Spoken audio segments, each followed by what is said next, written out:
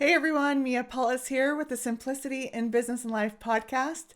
Today we're going to talk about customer service versus customer experience and why your customers are demanding a more thorough, seamless journey and experience for them. So let's cue up the music and then we'll get right in.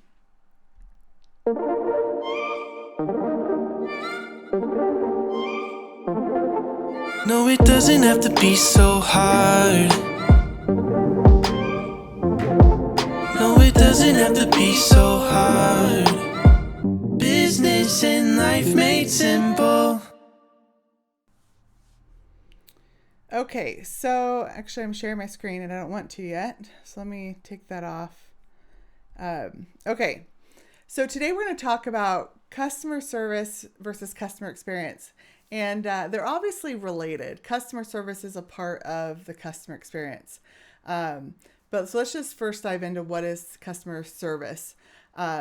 First, I actually wrote the definition when I just Googled it. And it's actually, sometimes you use a word a lot and you're like, what does it actually mean? Like, I know it's like when you service your customers at all stages of it, but I just wanted to get the actual technical definition. So the assistance and advice provided by a company to those people who buy or use its products or services. So because people always say, like, when you ask like what makes you different from other companies, people are like, oh, we have great customer service. And it was such an overused term. And so I got to where I really didn't like that term anymore. And so I consider it what's called a platitude. And if you don't know what that is, I'll just read you the technical definition of a platitude.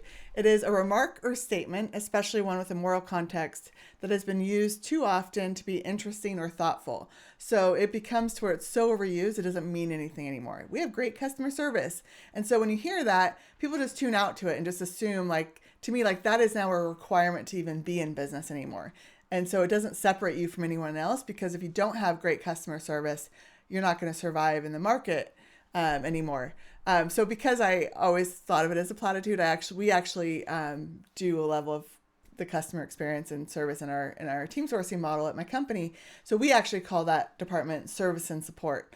And it really is like we're servicing them and we're supporting them, depending on if we're doing like tier 1 or tier 2 tickets or support tickets, emails like that. So we call it service and support. And so I don't ever really use the word customer service too often. But customer experience. So when I think about the customer experience, I think about the whole customer journey, from the time that you're attracting them as a stranger into your website, or the first time they ever talk to you, to the time that they're now maybe an advocate and your biggest fan. All of those points matter, and all of that it encompasses their entire journey and their entire experience. And customers are demanding, which is awesome, it's not a bad thing, a seamless customer experience. Because honestly, it's leveling the playing field from large corporations and small corporations, because they're going to go to who they get they feel the most seamless journey with, that they're going to go to who they feel like cares about them and who can solve their problem. And that's why you're seeing these these startup and smaller companies emerge and surpass large organizations. And so the playing field has now been leveled, I feel like, for all organizations, which is awesome, because now you actually have to deliver. You can't just get away with, like, I'm a large corporation, so that's what I'm going to do. I say that lightly because I know there are some large organizations that they get too big and they do that. But for the majority of organizations, there is a chance to surpass some of them. And so let's first start talking about, like, how do you even deliver a great experience for your customer? I think it originates with understanding who you are. Like I said, when sometimes people will say what differentiates you, they'll say a great customer service. Well, it's more than that. I recently went through a process and wrote a book around the foundational elements of business. And I talked a lot about understanding what your purpose, your values, and your vision are in your organization, and why those are so important to have. Because when you know those and you intrinsically feel them, then your employees that work for you feel them. The people, your customers now can feel it, and they understand what you stand for and what you're about. And so I think it's really important to understand those foundational elements and know what really know what separates you from everybody else and what you're pushing for. So what is customer experience? A while back, man, it's probably been a couple years now, I did this diagram. Well, first I did a lot of research on the customer experience because I'm always trying to create frameworks and models for our team sourcing concept where, we do all kinds of services, marketing, sales, service and support, employee experience, technology, accounting, and things like that. And so I'm always trying to understand, like, how do all these departments relate to each other? Because in a sense, we have all of these departments in our organization that people can outsource to. And so I always like to find models that can show how they relate. And so as I was researching some of the customer experience models out there, and I encourage you just to do that, just research them, I felt like a lot of them were incomplete from the standpoint of they were almost too oversimplified. And I'm a logical person, so I like to be able to walk it through the whole process to be able to understand, because otherwise I feel like if I explain to you like a framework, but it's missing a couple steps because I'm trying to simplify it, when you go out and start doing it, if you can't logically walk it through step by step, it's then going to become complicated. So I think there becomes a time when you like oversimplification is too much, and you want to be able to really be able to walk it through that process so that you can intrinsically feel it. So when I think about the customer experience, I think of it as marketing, sales, and service and support. And here in a little bit, I'll actually show you. So if you're actually watching the video, not just the podcast, I'll actually show you the diagram that I built that kind of walks it through each stage of that customer experience journey. So you can kind of see strategically, am I missing any of these? Am I getting all these done? And these aren't necessarily roles for like you need a role for each of these people or departments for each of these. It's more of a strategy from the perspective of you want to make sure you're covering all of these bases in your entire plan for your customer experience.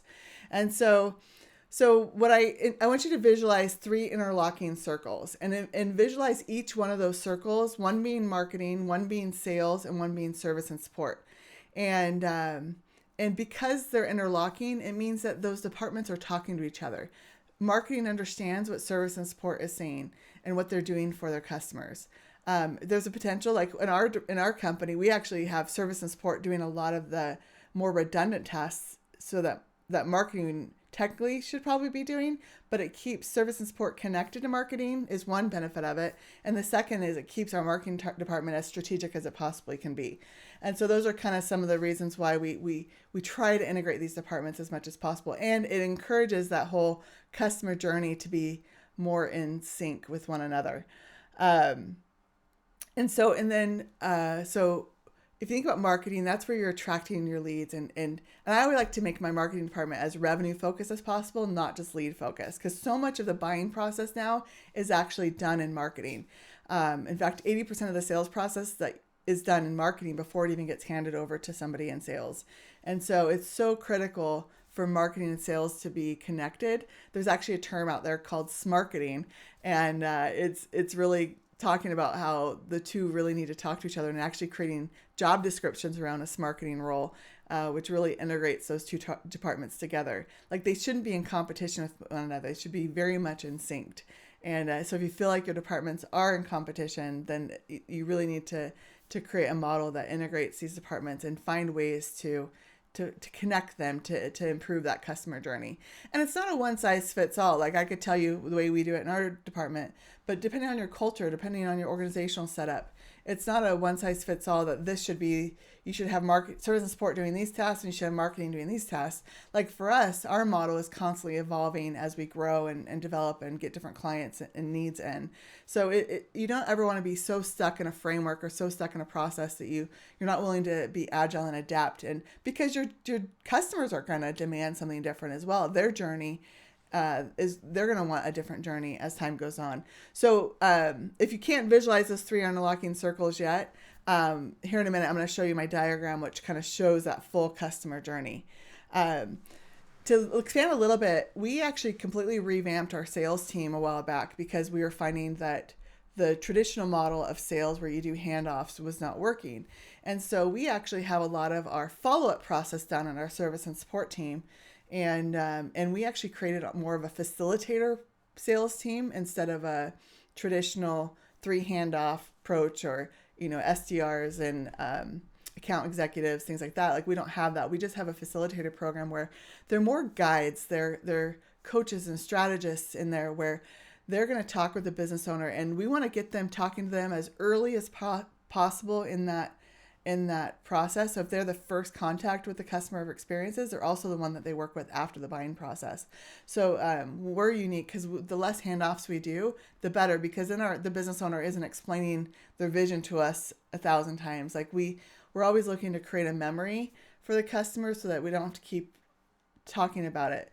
It's not perfect in organization yet, but we're always looking to expand that memory of us capturing it. So that's kind of where like selling is changed. It's also different because there's a social selling aspect. Like we need to be able to get online and engage through social media to sell as well. And so we just realized that sales is changing. And I kind of chuckle a little bit because I don't know if it ever is. It's changing, yes, but I think it's actually leveling. Before, people could just get away with it, right? You could get away with being that hard salesman because nobody else did it any other way. Well, now people want a relationship sell. They want to know that you're genuine and authentic. And I think it always should have been like that from day one. I think it's just not, people could get away with it before, so they did it. So I'm actually love the way things are going. It feels more organic and real for me, and the way that I've built our culture and our company. So I think it's a great thing, the way sales is changing. Marketing is obviously changing because 80% of the sales process is residing in marketing. In fact, it could be 100%. People can go from being a lead all the way to a buying right through a sales funnel anymore. And so you never even touch as a salesperson before they make a purchase. And so I put a lot of pressure on our marketing team to actually build revenue, not just leads. And so I think that's a distinct difference of how marketing is changing. And like I said, service and support is changing because it's becoming more omnichannel. People want to maybe interact with you through a web chat, and then maybe that web chat says, "Hey, let me call you. It looks like this is getting more complex. Let me get you on a phone call." So then they call them up. Or maybe they're texting with them and then it turns into a phone call. Or, like there's so many, whether it's web chat or text or email, phones, social media replies. That's a whole nother one, which is why, again, it's like a lot of times we'll have to be like, man, is that a service and support task or is that a marketing task? Because they're interlocking anymore, which is why I talk about those 3 interlocking circles, because the departments really are intersecting. And so you have to build your departments to be, yes, different departments, but creating ways to make sure those departments are integrating. So now let me actually show you the model. I know not everybody, if you're listening to the podcast, you'll have to go to the show notes to get be able to see the model.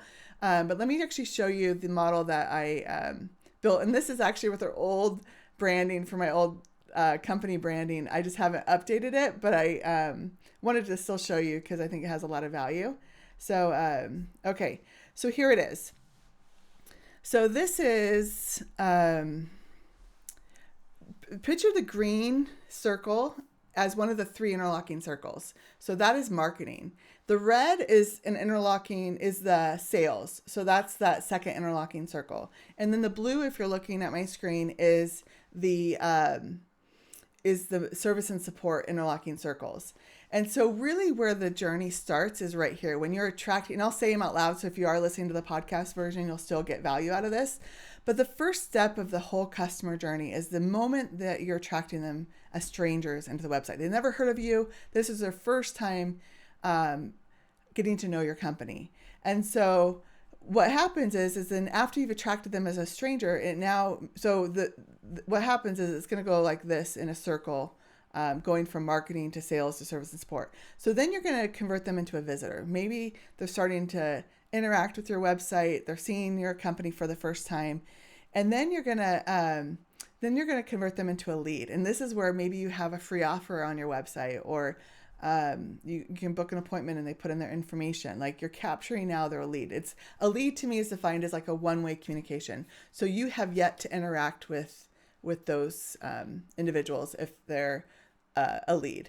And then once they're a lead, you can then qualify them and then they turn into a prospect. And a prospect is where you've now had a two-way communication with your leads. So you've gotten on a phone call with them, maybe you've exchanged emails, but at least there's a back and forth. Because there's a lot of people that will fill out a form and then they'll never hear from them again. They're off doing their thing again and they're not interested. So to me, that's still a cold lead that still they have to show interest for you to be giving them a lot of your time. And so once you really qualify them and then become a prospect, then that's where you're going to convert them into an opportunity. So you're going to realize that, hey, for us, maybe they're interested in service and support. Maybe they want some marketing help. Maybe they need some technology help. Like once we start to know what they're interested in and we've sent them a quote or a proposal, now they're an opportunity and we have an idea of what they're interested in, what maybe the value of that client is. And so we can start to see the pipeline and the value that's in that pipeline. And then once they're an opportunity, they become a customer, right? Once they pay, to me, that they're now a customer and it's time to onboard them. And so that next phase is customer onboarding, and you're working through that. So as you're onboarding them, like part of this is you always want to be focused on the customer success. What are their reasons? And I think this is part of the onboarding, is really understanding if a year from now, what would need to happen with the relationship with you a year from now for them to look back and be like, man, I'm really happy with that company. Like you want to understand what they're signing up for with you, what they're expecting. And that way, when you start to deliver for them, you're actually giving them what they actually want. Because people come into our company for different reasons. Maybe they want more time or save more time. Maybe they want to make more money. Maybe they want more joy. And so they want to really embrace our entire model so they can just get out of all the muck of the day-to-day and really systematize and automate their company within ours. Like people come to our company for different reasons. Some might just be coming for one specific service. I need help with marketing, which is still making money in that sense. But okay, so now you're focused on customer success, realizing what does it take for them to realize success, and understanding that every customer is going to be different. So you need to capture their individual needs. And customer success isn't a blanket program you create. It's understanding the needs of your individual customers and serving them and in that capacity. So then the next thing is increasing customer satisfaction. To me, customer satisfaction is doing the bare bones, what's expected of every business. So I kind of compare customer satisfaction to the word customer service. You notice I use the word customer satisfaction because I just don't like the word customer service because I think it's overused. So that's why we use the word customer satisfaction. We're meeting their bare bones needs. And then the next level is actually creating customer delight. And to me, that is doing things that they're not expecting. So you're going above and beyond, and they're like, man, you're not only meeting my mark, you're exceeding my mark. And then the next phase is customer engagement. And this is where you have communities and portals and different ways you can get your customers to start engaging with you and more of that back and forth. In our company, instead of making it just delegating tasks to us, if I can figure out ways to engage with them, like I try to make a point to go as we get new customers and go on LinkedIn and maybe connect with them. I won't be able to do that forever, but it allows me to really be able to get with them on a personal level. And then once they're delighted, they're satisfied, they're engaged, then you can start to upsell and really, in a sense, create reverse churn for your company. So you're not just, now you're actually selling them additional services, and it won't even feel like selling because they know that you're actually helping them. You've built trust with them. They're going to be willingly purchasing more services because they know it's a win-win. It's going to help them, and it's obviously helping you. And so once you've done what I call authentic customer marketing, they're now becoming an advocate of you. So this is where you want to encourage customer advocacy. You want to go out and ask them to go give you a review, go give you a case study. And so you notice customer advocacy, I actually have part of our marketing department, because this is like when they talk about your 100 raving fans or 100 ideal customers, or they're out there promoting you, and they're marketing for you. So this is what I call a perpetual life cycle for the customer experience, because now you're going from attracting them as a stranger into your website full circle all the way around to where now they're advocates and your best fans. And so this was a model that I spent, I don't know how many hours, probably 100 hours or more on, because I just kept researching different models, and I realized that so many of them were missing the fluid journey all the way around. And I might tweak a couple words. I haven't actually looked at this for quite a while, so I needed to kind of update it. But it still, I think, makes the mark and shows how the departments integrate to each other, how they talk to each other.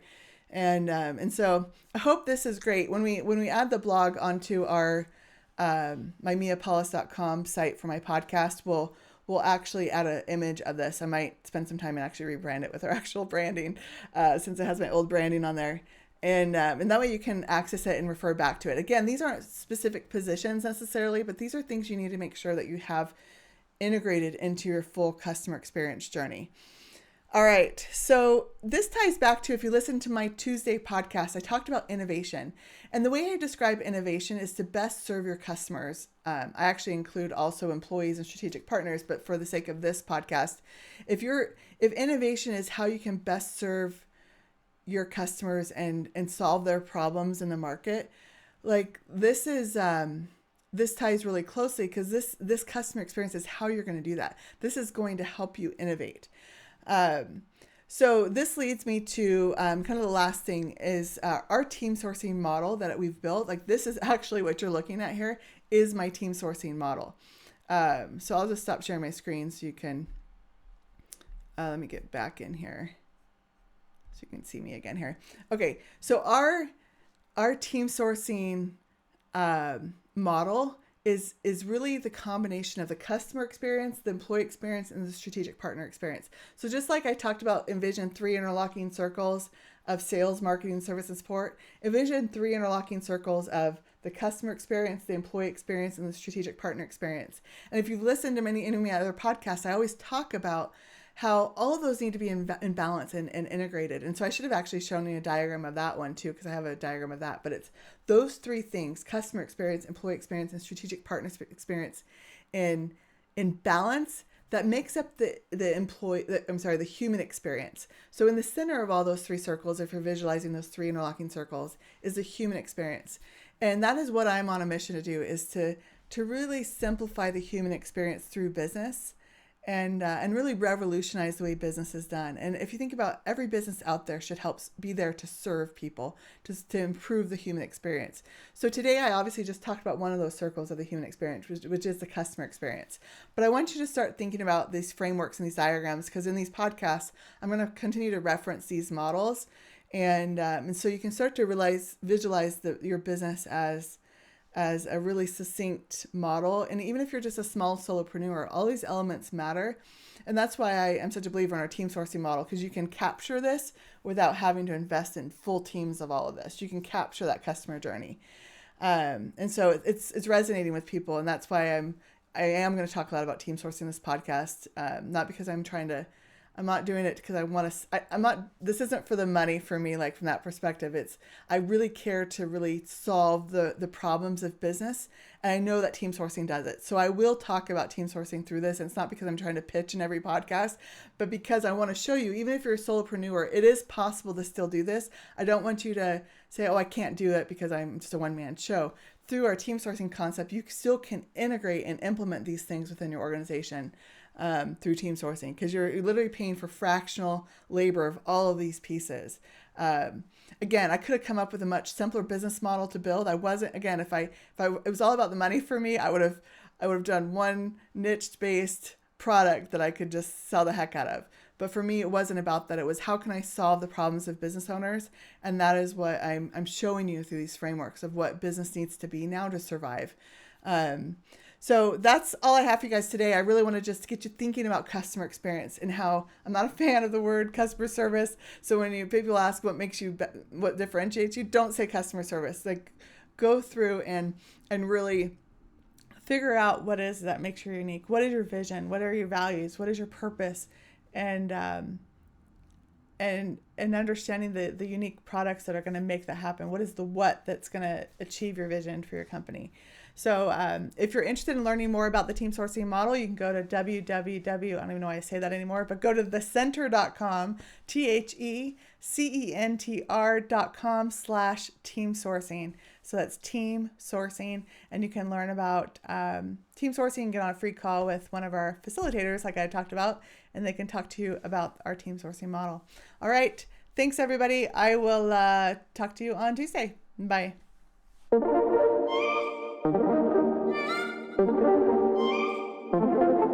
No, it doesn't have to be so hard. No, it doesn't have to be so hard. Business and life made simple.